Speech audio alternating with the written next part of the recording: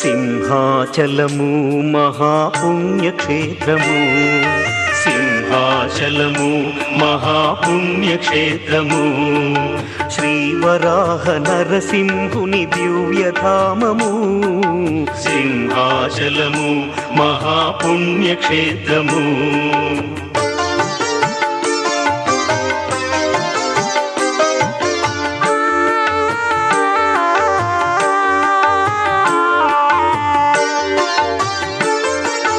ప్రహ్లాదుడు వేడగా శ్రీహరి కరుణించగా, ప్రహ్లాదుడు వేడగా శ్రీహరి కరుణించగా, నరమృగముల రూపుగా, నరమృగముల రూపుగా, యుగ యుగాల వేల్పుగా, ఆశ్రితులను కావగా వెలసిన హరిని